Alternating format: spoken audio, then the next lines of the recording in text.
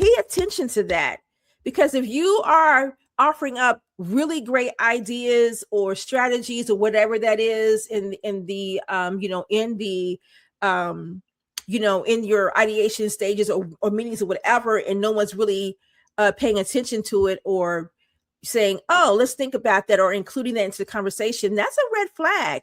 And it may not necessarily be anything you're doing. It's just the other person has more power and influence, so they've been able to grab that. So what are you going to do specifically to kind of make sure that you let them know that what you bring into the table is valid and it deserves to be heard?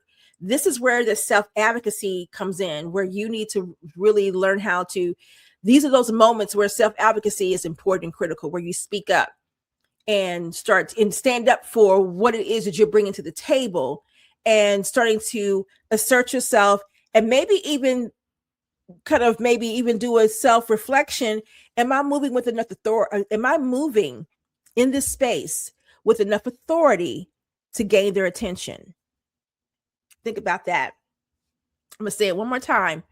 Ask yourself, are you moving with enough authority, okay, to gain their attention, to get to listen to you? So just think about that for a moment, what that really means, right? Because, and for those of you who may not be clear about what authority means, authority doesn't mean dictator or telling you what to do. Authority means that you're not asking for permission to show up and offer up your ideas and suggestions. You're not asking for permission to explain or share details on how this could be impactful or what the outcomes could be beneficial to all involved.